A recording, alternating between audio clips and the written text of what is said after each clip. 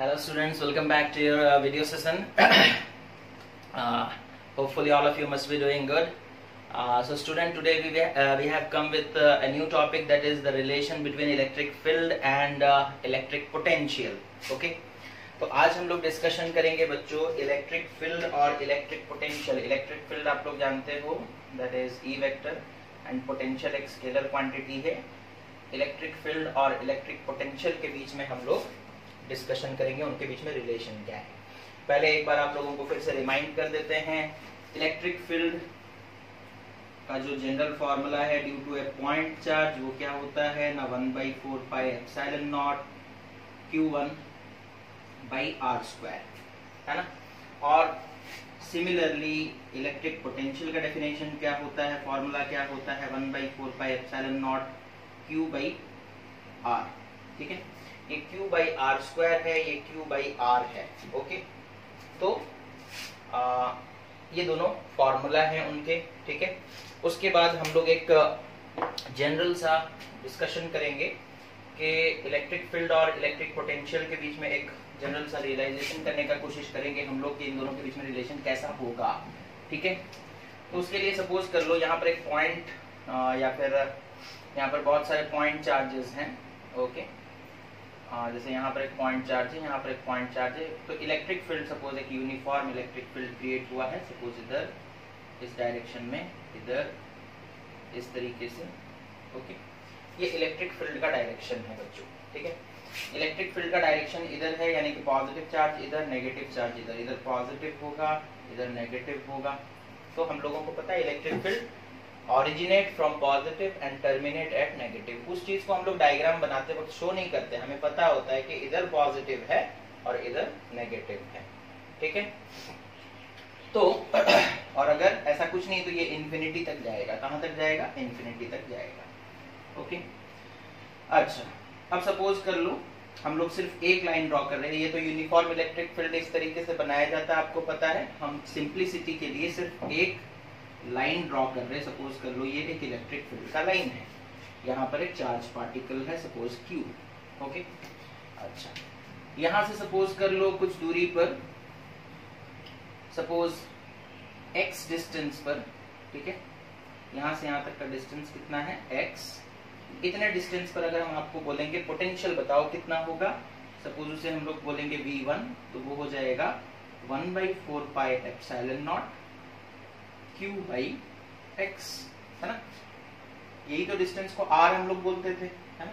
तो हम यहाँ पर x लिख दिया. या फिर अगर आपको x में कुछ कंफ्यूजन होना तो नहीं चाहिए, अगर हो रहा है तो इसे r बोल देते हैं. ठीक है, क्या बोल देते हैं, r. ठीक है, तो यहाँ पर V1 कितना निकल कर आएगा, that is 1/4 pi epsilon naught Q by r. अच्छा, इस पॉइंट चार्ज से अगर हम 2r डिस्टेंस, यानी कि यहाँ से यहाँ तक r है और एक बार r, इस पॉइंट पर, that is the distance is 2r. यहाँ पर अगर हम आपसे पूछेंगे इलेक्ट्रिक पोटेंशियल कितना होगा, लेट इट बी V2, तो वो कितना हो जाएगा 1/4 pi epsilon naught Q by 2r, है ना, Q by 2r. Okay, Q by 2r. Okay, अच्छा, 1/4 पाई एप्सिलॉन नॉट की जगह K लिख सकते हो, तो V1 is equals to K Q by R. और यहाँ पर लिख सकते हो V2 इज इक्वल्स टू, यहाँ पर हम लोग लिख सकते हैं V2 is equals to K Q by 2R, है ना. अब यहाँ V1 में देखो K Q by R divide हो रहा है, यहाँ 2R डिवाइड हो रहा है. ठीक है, अच्छा, अगर डिनोमिनेटर बढ़ जाएगा तो ओवरऑल वैल्यू घट जाता है. ओवरऑल वैल्यू क्या हो जाता है, घट जाता है. यहाँ देखो न्यूमरेटर में K और Q है, यहाँ पर भी न्यूमरेटर में K और Q है, लेकिन यहाँ R है, यहाँ 2R है. फॉर एग्जाम्पल, जैसे सपोज कर लो हम लोग 12 को डिवाइड किए 3 से और 12 को डिवाइड किए 6 से.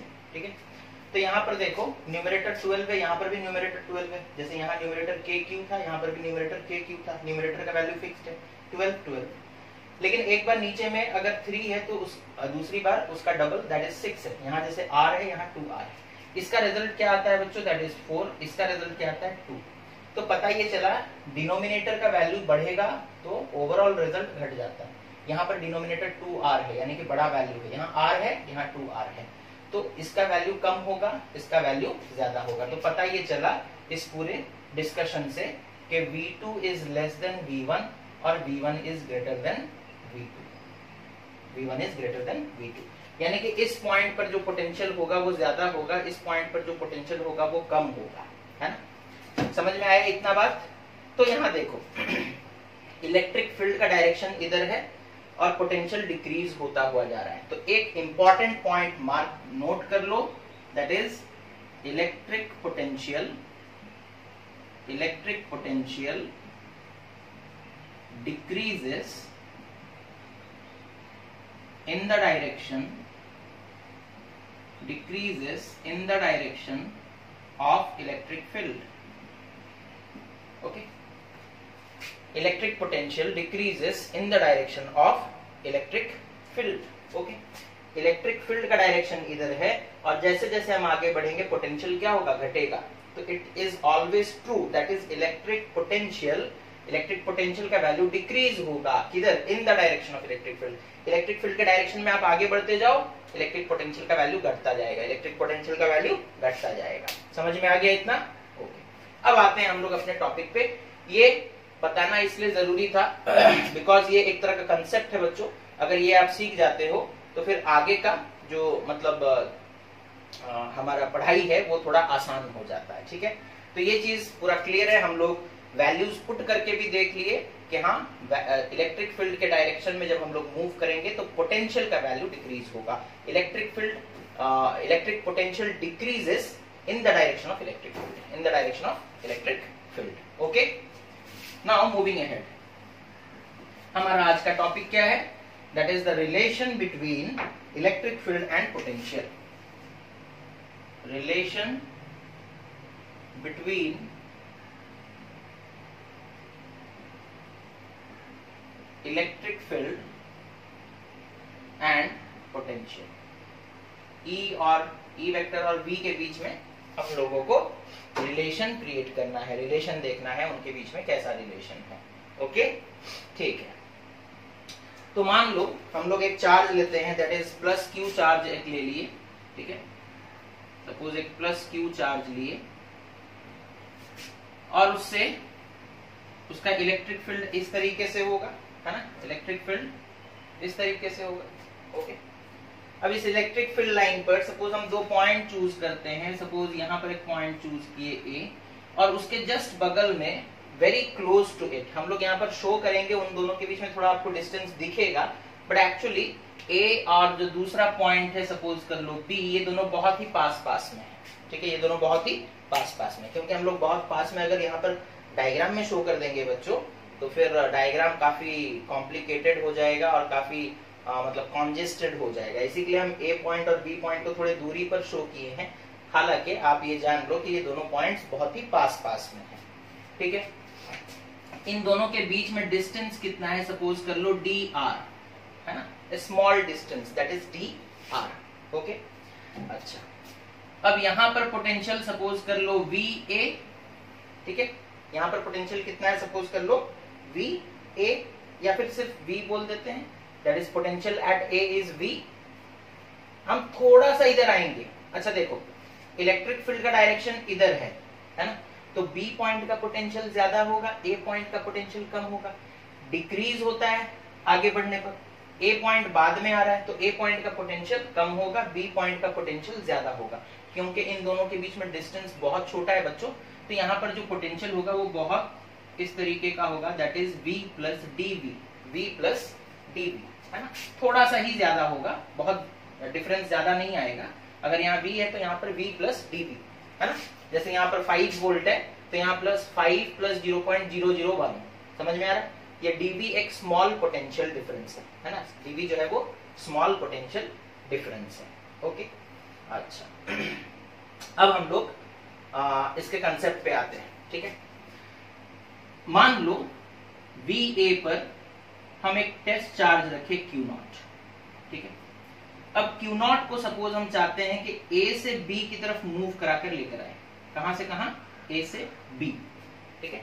अच्छा, Q0 पर ये चार्ज एक इलेक्ट्रिक मतलब एक फोर्स डाल रहा होगा इस डायरेक्शन में, है ना। ध्यान से देखो, हम निकालना चाहते हैं इलेक्ट्रिक फील्ड और पोटेंशियल का रिलेशन, ओके, उसके लिए हम क्या किए, एक चार्ज लिए, एक पॉइंट चार्ज लिए, उसका इलेक्ट्रिक फील्ड लाइन ड्रॉ कर दिए, ठीक है, एक लाइन ड्रॉ किए हैं, ठीक है, ज्यादा भी कर सकते थे, एक ही किए हैं। अब हम बोले कि हम उस इलेक्ट्रिक फील्ड लाइन पर दो पॉइंट चूज करेंगे, एक पॉइंट ए, एक पॉइंट बी। इन दोनों के बीच में डिस्टेंस बहुत कम होगा, दैट इज डी आर, है ना, D R represents a very small distance. Okay, अगर डिस्टेंस बहुत स्मॉल है तो इन दोनों के बीच में पोटेंशियल डिफरेंस भी बहुत कम होगा, दैट इज V, एंड यहाँ पर कितना होगा V plus dV, where dV is a very small potential. Okay, इतना क्लियर। अब हम निकालना चाहते हैं कि सपोज कर लो हम लोग पॉइंट A पर एक टेस्ट चार्ज रख दिए, ठीक है, क्या रख दिए, एक टेस्ट चार्ज रख दिए, ठीक है।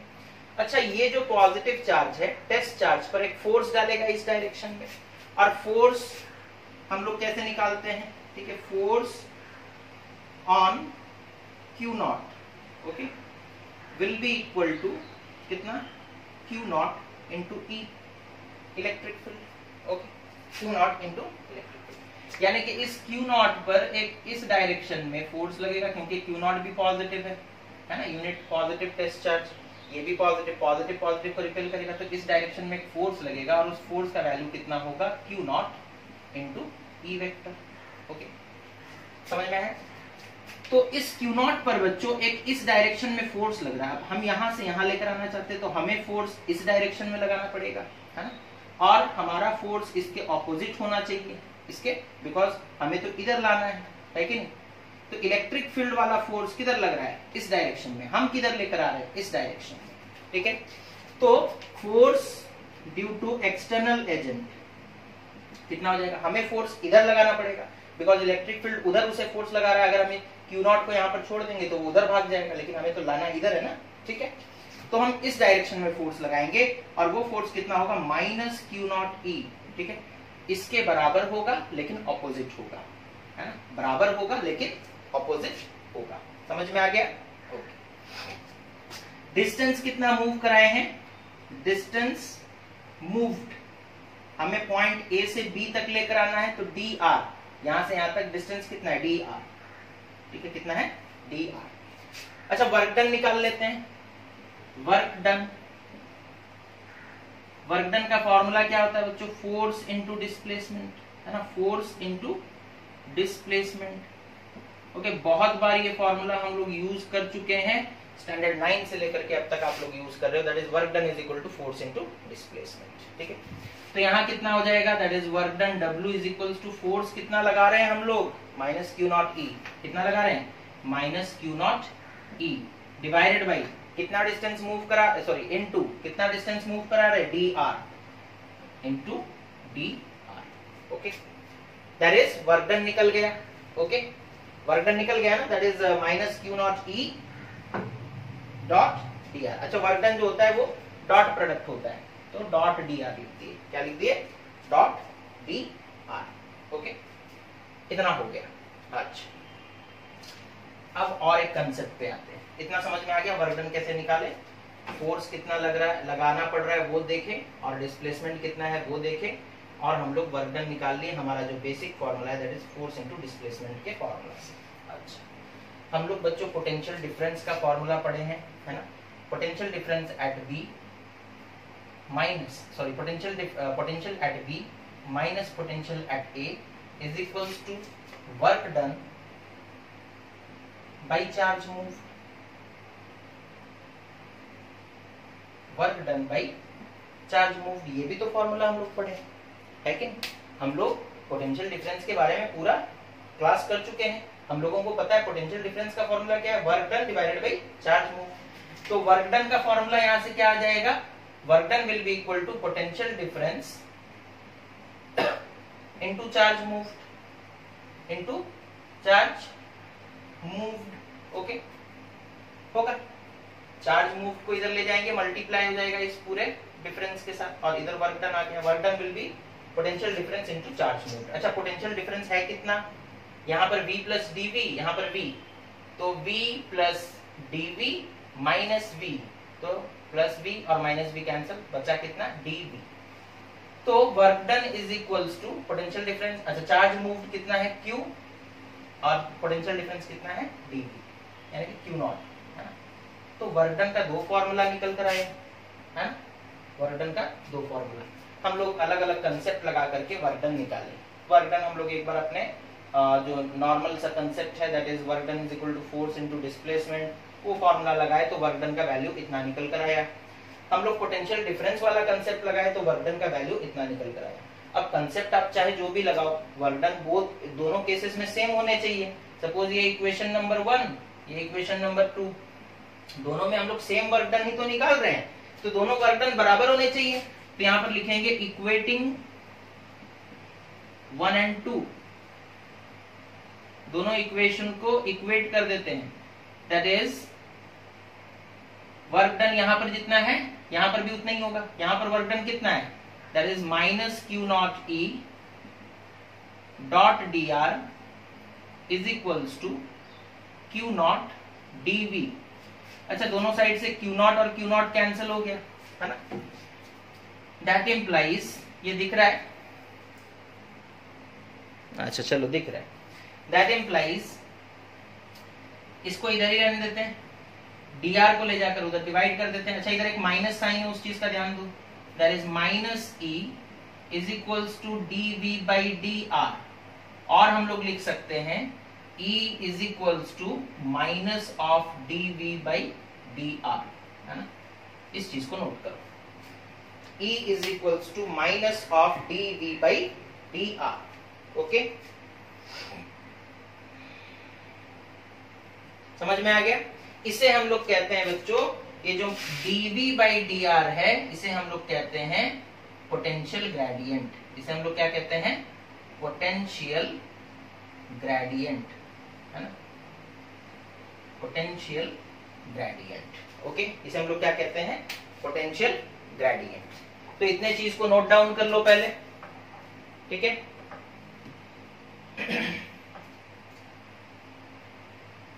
समझ में आ गया सबको।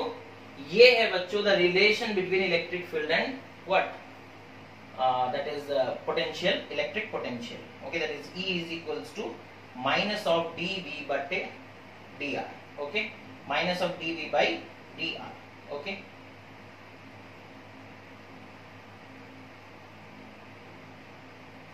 अच्छा, यहाँ नेगेटिव साइन क्यों है, बिकॉज हम लोग को पता है जैसे जैसे आगे बढ़ेंगे पोटेंशियल डिक्रीज होगा यानी कि सब्ट्रैक्ट होगा, यानी कि नेगेटिव साइन आएगा, नेगेटिव साइन आएगा। ओके, इतना समझ में आ गया, नोट डाउन कर लिए आप लोग। ओके, नेक्स्ट हम लोग मूव करते हैं कि अगर हम लोगों को इलेक्ट्रिक फील्ड यहाँ पर हम लोग निकाले, अगर हम लोगों को इलेक्ट्रिक फील्ड दिया गया होगा तो क्या हम लोग पोटेंशियल निकाल सकते हैं, निकाल सकते हैं ऑब्वियसली। रिलेशन हमें पता चल गया उनके बीच में, इतना नोट कर लिया आप लोग।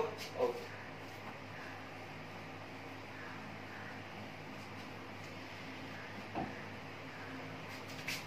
उसके बाद देखो हम लोगों को पता चला, दैट इज हम लोग इलेक्ट्रिक पोटेंशियल कैसे निकालेंगे, इलेक्ट्रिक फील्ड अगर दिया गया होगा। Calculating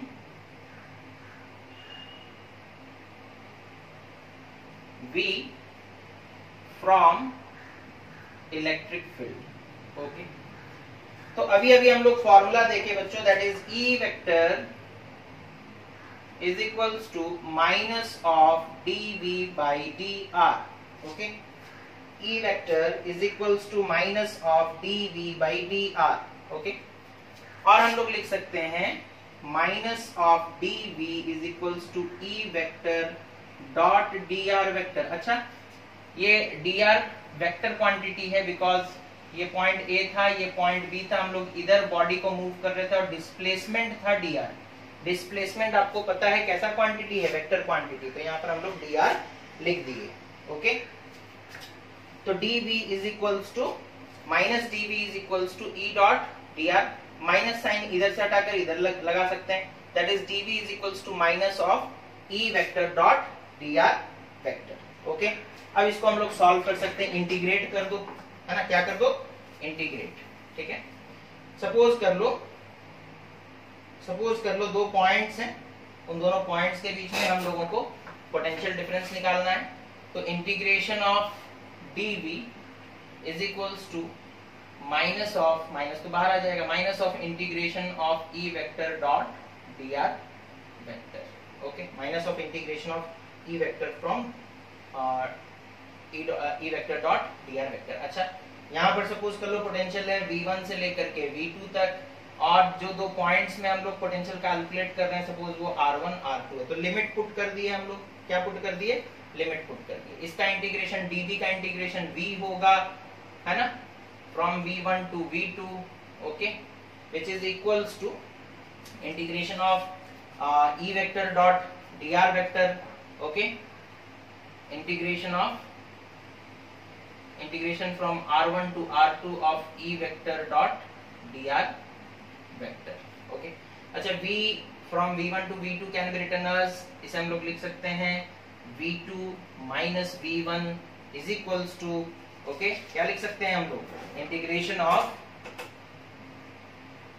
E vector dot D R vector from R1 to R2, from R1 to R2, okay. तो ये हमारा इक्वेशन हो जाएगा। अच्छा, फिर हम लोग एक कंसेप्ट यूज करते थे बच्चों, दैट इज इंफिनिटी पर इलेक्ट्रिक फील्ड भी जीरो होता है और इंफिनिटी पर इलेक्ट्रिक पोटेंशियल भी जीरो होता है ना। इंफिनिटी पर इलेक्ट्रिक फील्ड भी जीरो होता है और इंफिनिटी पर इलेक्ट्रिक पोटेंशियल भी जीरो होता है। तो V2 माइनस V1 से अगर हम V1 को इंफिनिटी पर ले जाएं, 0.1, जैसे सपोज कर लो ये एक चार्ज है, ठीक है, चार्ज Q, इससे यहाँ पर ये 0.1 है, और 0.2 जो है बच्चों वो इंफिनिटी पर है, 0.2 या फिर 0.2 यहाँ पर है, 0.1 जो है वो इंफिनिटी पर है, ठीक है। तो इंफिनिटी पर पोटेंशियल डिफरेंस तो जीरो होता है ना, पोटेंशियल तो जीरो होता है। तो यहाँ पर, यहाँ से यहाँ तक लाने में जो वर्क डन हम लोग करते हैं उसको हम लोग बोलते हैं पोटेंशियल एट 0.2। सपोज इस 0.2 का यहाँ से कितना डिस्टेंस है, r, कितना डिस्टेंस है, r, तो V2 की जगह हम VR लिख सकते हैं, और V1 तो जीरो हो गया बिकॉज इंफिनिटी पर ले लिए। तो इसका जनरल इक्वेशन बनकर आ जाएगा, it can be written as, that is potential at R, okay. क्या लिखेंगे हम लोग, पोटेंशियल एट R, ओके। आप लोग को पता है ना इंफिनिटी पर पोटेंशियल कितना होता है, जीरो होता है, इंफिनिटी पर पोटेंशियल कितना होता है, जीरो होता है। So it is equals to integration of E dot dr from infinity to r, from infinity to r, e vector dot dr vector, okay। तो ये हमारा फाइनल इक्वेशन है ना, that is velocity at a point r is equals to integration of e vector dot dr vector from infinity to r, from infinity to r, okay। तो ये topic हमारा खत्म हुआ, that is the relation between electric field and electric potential, और दूसरा था calculating v from electric field, okay, fine. Next हमारा जो टॉपिक है बच्चों, that is equipotential surface, that is equipotential surface, okay. Integration वगैरह अगर आप लोगों को नहीं आता है तो एक बार प्लीज जो मतलब मैथमेटिकल टूल्स है ना, 11th में एक इंट्रोडक्शन में ही पढ़ाया जाता है, दैट इज मैथमेटिकल टूल्स, जहां पर डिफरेंशिएशन और इंटीग्रेशन पढ़ाया जाता है। तो उस चीज को एक बार रिवाइज कर लें, क्योंकि बीच बीच में वो काम आता रहेगा। अब नेक्स्ट हेडिंग लगाओ आप लोग, that is equipotential surfaces, equipotential surfaces, okay.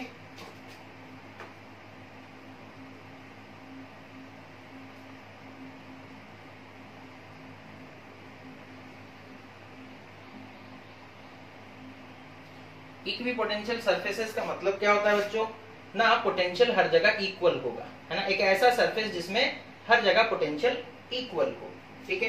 जैसे सपोज कर लो हम लोग एक सरफेस ले रहे हैं, ठीक है, सपोज ये एक सरफेस है, ठीक है, यहां पर सपोज एक पॉइंट चूज किए A, यहां पर एक पॉइंट चूज किए सपोज B, ओके, और सपोज कर लो VA और यहाँ का पोटेंशियल VB दोनों बराबर हो गए, तो ये पूरा हम लोग बोल सकते हैं ये दोनों मतलब इस सरफेस पर A पॉइंट का पोटेंशियल जितना है B पॉइंट का पोटेंशियल उतना ही है ना। तो हम लोग बोलते हैं कि ये इक्विपोटेंशियल सरफेस है। कैसा सरफेस है, इक्विपोटेंशियल सरफेस, ओके। इसका डेफिनेशन हम लोग लिखेंगे इस तरीके से ना, any surface that has same electric potential any surface that has same electric potential, okay, that has same electric potential at every point on it, at every point on it, is called an equipotential surface. Equipotential surface. आपसे अगर पूछेगा give one example of an equipotential surface, तो हम लोग दे सकते हैं बच्चों। जैसे सपोज कर लो एक स्फीयर है, ठीक है, स्फीयर के अंदर में सपोज एक चार्ज क्यू रखा गया है ना। स्फीयर का रेडियस सपोज कर लो कितना है ना, कैपिटल आर, ओके। तो इस पॉइंट पर पोटेंशियल कितना हो जाएगा ना, पोटेंशियल सपोज ये point 1 that is V1 will be equal to 1/4 pi epsilon naught Q by R, है ना। अच्छा, क्योंकि स्फेरिकल सरफेस है तो यहां से यहां का डिस्टेंस भी कितना होगा r, और सपोज कर लो ये पॉइंट 2 है, सपोज कर लो ये कौन सा पॉइंट है, पॉइंट 2। तो पोटेंशियल एट पॉइंट 2 कितना हो जाएगा, फॉर्मूला क्या है, 1/4 pi epsilon naught Q by distance that is r। उसी तरीके से इस पॉइंट पर अगर हम निकालना चाहेंगे potential, this is suppose point number 3, तो यहाँ पर ये भी डिस्टेंस r होगा, रेडियस ऑफ द स्फीयर। तो V3 कितना आएगा बच्चों, again 1/4 pi epsilon naught Q by r, है ना। तो हम लोग ये देख रहे हैं कि एक स्फेरिकल सेल में, ठीक है, एक स्फेरिकल सेल के अंदर अगर उसके सेंटर पर एक चार्ज रख दिया जाता है Q, तो उसके पूरे सरफेस पे पोटेंशियल सेम हो जाता है, उसके पूरे सरफेस पे पोटेंशियल सेम हो जाता है। तो हम लोग स्फेरिकल सेल के पूरे सरफेस को क्या बोल सकते हैं, it is an equipotential surface, it is an equipotential surface. समझ में आया आप लोगों को, ठीक है। उसके बाद हम लोग आते हैं प्रॉपर्टीज ऑफ इक्विपोटेंशियल सरफेस, जो इंपॉर्टेंट भी है, ठीक है, properties of equipotential surface, okay.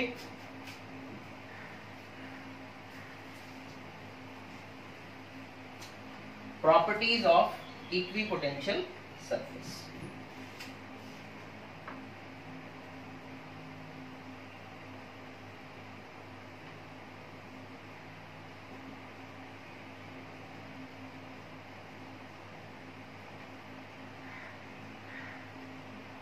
Properties of equipotential surface.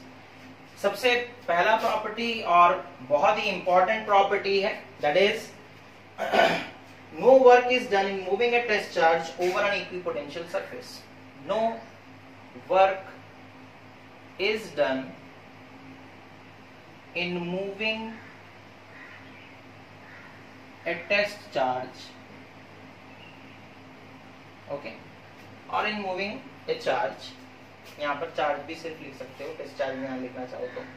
No work is done in moving a test charge over an equipotential surface, over an equipotential surface, ठीक है। Equipotential surface पे अगर आप एक टेस्ट चार्ज को मूव करने का कोशिश करोगे तो आपको वर्क डन नहीं करना पड़ेगा। इक्विपोटेंशियल सरफेस यानी कि पोटेंशियल सेम है। सपोज कर लो ये एक स्फेरिकल सरफेस है, इक्विपोटेंशियल, ठीक है। सपोज हम एक चार्ज को यहां से यहां मूव करवाना चाहते हैं, तो यहां से यहां लेकर जाने में हमें कितना वर्क डन करना पड़ेगा वो हम निकालेंगे। यहाँ पर पोटेंशियल कितना है, सपोज ये पॉइंट 1 है और ये सपोज कर लो पॉइंट 2 है। यहाँ का पोटेंशियल सपोज इस स्फीयर का रेडियस कैपिटल R, तो यहाँ से यहाँ भी R होगा और यहाँ से यहाँ भी R होगा, है ना। तो V1 कितना हो जाएगा, that is K Q by R, और V2 कितना हो जाएगा, तो हम 1/4 पाई एप्सिलॉन नॉट नहीं लिख रहे, K लिख रहे। K का वैल्यू आप लोगों को पता है, K is equals to 1/4 pi epsilon naught, ठीक है, तो हम नहीं लिख रहे। V2 कितना हो जाएगा, that is K Q by R, दोनों का पोटेंशियल सेम है, ओके। अच्छा, अब याद करो पोटेंशियल डिफरेंस का डेफिनेशन क्या था। पोटेंशियल डिफरेंस हम लोग कैसे निकालते थे, that is V2 minus V1 अगर हमें निकालना है तो it is equals to work done divided by charge moved, divided by charge moved.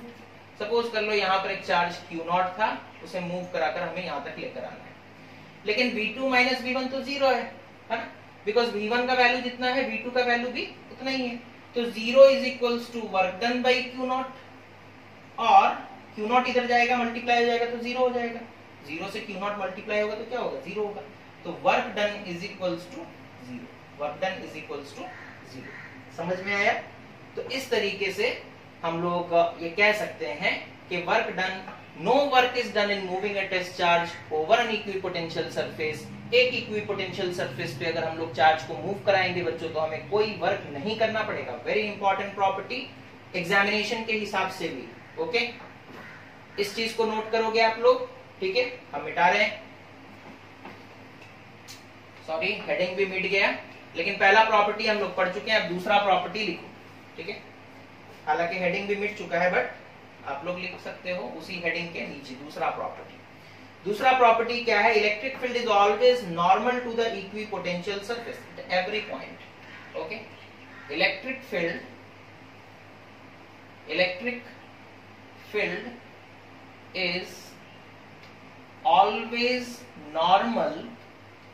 is always normal to the equipotential surface,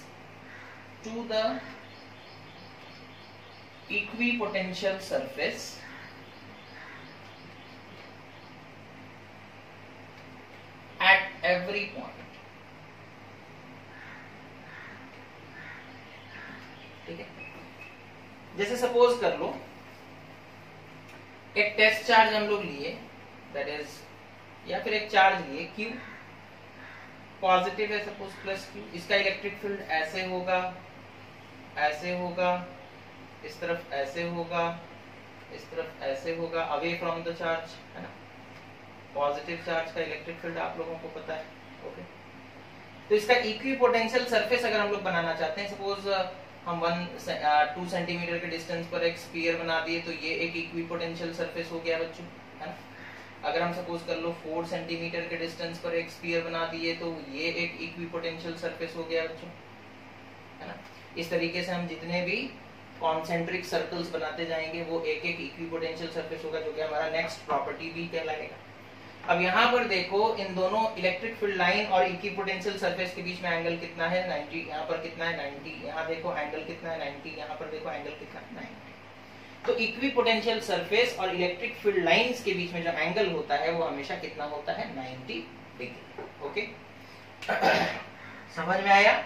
okay, अब उसके बाद आते हैं थर्ड प्रॉपर्टी की तरफ। थर्ड प्रॉपर्टी क्या है ना, no two equipotential surfaces ever intersect each other। okay, no two, third property, no या फिर two equipotential surfaces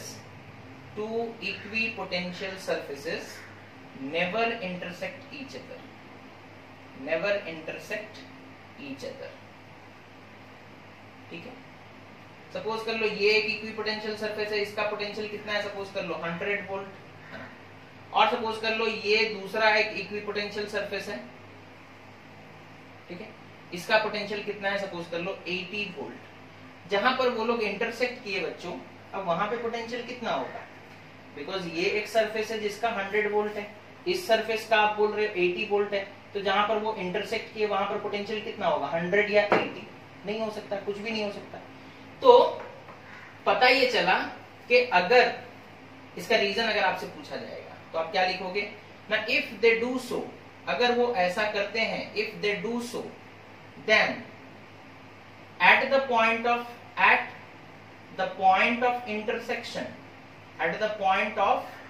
intersection, okay, जहां पर वो इंटरसेक्ट किए, यहां पर कर रहे हैं, यहां पर कर रहे हैं, जहां पर वो इंटरसेक्ट किए, इफ दे डू सो, अगर वो ऐसा करते हैं, then at the point of intersection there will be two electric potential,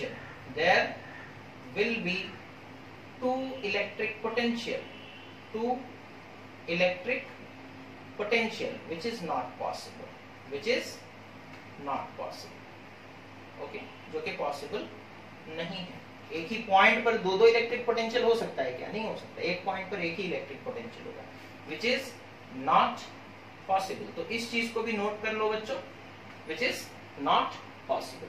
तो ये थे क्या ना electric potential sorry equi potential surfaces के प्रॉपर्टीज, 3 इंपॉर्टेंट प्रॉपर्टीज हम लोग यहाँ पर डिस्कशन किए। Okay fine. उसके बाद आते हैं बच्चों, that is equi potential surfaces of various charge system. ठीक है, हेडिंग लगाओ, equi potential surfaces of various charge system. Equi potential surfaces of various charge system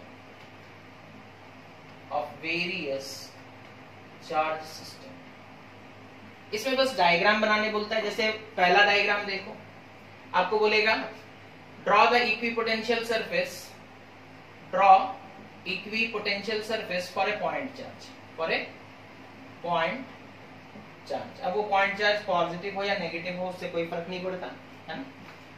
जैसे सपोज कर लो हम लोग एक पॉजिटिव चार्ज लिए Q, ठीक है, तो इसका इलेक्ट्रिक फील्ड इस तरीके से होगा, है ना। इसका इलेक्ट्रिक फील्ड इस तरीके से होगा।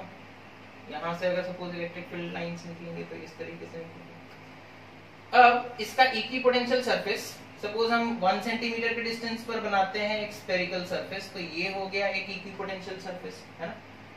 ये पॉइंट चार्ज से कितने दूरी पर है 1 सेंटीमीटर, ये पॉइंट चार्ज से कितने दूरी पर है 1 सेंटीमीटर, तो यहाँ पर पोटेंशियल जितना होगा यहाँ पर भी पोटेंशियल उतना ही होगा।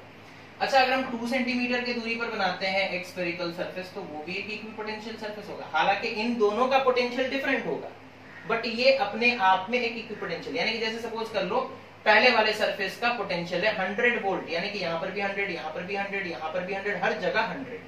दूसरे वाले में घट जाएगा पोटेंशियल, बिकॉज इलेक्ट्रिक फील्ड इधर है, और हम लोग अभी थोड़े स्टार्टिंग में ही क्या पढ़े थे, potential decreases in the direction of electric field, potential decreases in the direction of electric field. जैसे आप आगे बढ़ोगे पोटेंशियल डिक्रीज होगा, पोटेंशियल क्या होगा, डिक्रीज होगा। तो यहाँ पर पोटेंशियल कितना होगा, सपोज कर लो 80 वोल्ट, कितना है 80 वोल्ट, यानी कि इस पॉइंट पर 80, इस पॉइंट पर 80, इस पॉइंट पर 80, तो ये भी एक इक्विपोटेंशियल सरफेस बन गया। उसी तरीके से अगर हम लोग यहाँ पर एक स्फेरिकल सरफेस बनाते हैं तो वो भी एक इक्विपोटेंशियल, सपोज इसका पोटेंशियल कितना है 60 वोल्ट, ठीक है, समझ में आ रहा है। तो equipotential surface for A point charge is concentric spherical cells। कैसा होगा, कंसेंट्रिक स्फेरिकल शेल्स। ओके, तो ये याद रखोगे। उसके बाद जैसे सपोज कर लो हमसे पूछा equipotential surface of 2 equal and opposite point charges, यानी कि डाइपोल पूछ सकता है ना। पहला वाला डायग्राम समझ में आ गया। ओके, दूसरा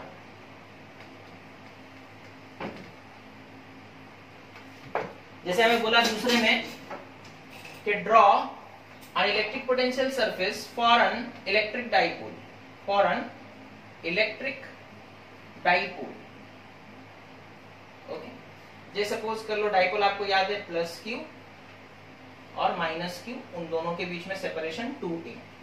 अच्छा, पॉजिटिव चार्ज से निकलकर हमारा इलेक्ट्रिक फील्ड जाता है नेगेटिव चार्ज की तरफ। ओके, तो सपोज कर लो ये इलेक्ट्रिक फील्ड, ये इलेक्ट्रिक फील्ड, ये इलेक्ट्रिक फील्ड लाइंस, ये इलेक्ट्रिक फील्ड लाइंस, इस तरीके से इलेक्ट्रिक फील्ड लाइंस हम लोग पहले ड्रॉ कर लेंगे, ठीक है। इस तरीके से इलेक्ट्रिक फील्ड लाइंस हम लोग पहले, और कुछ इलेक्ट्रिक फील्ड लाइन सपोज ये एक इधर से निकला,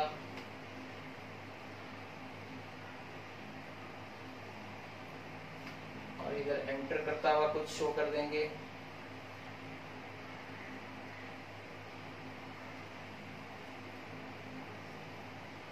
ठीक है, पहले इलेक्ट्रिक फील्ड लाइंस निकाल लो।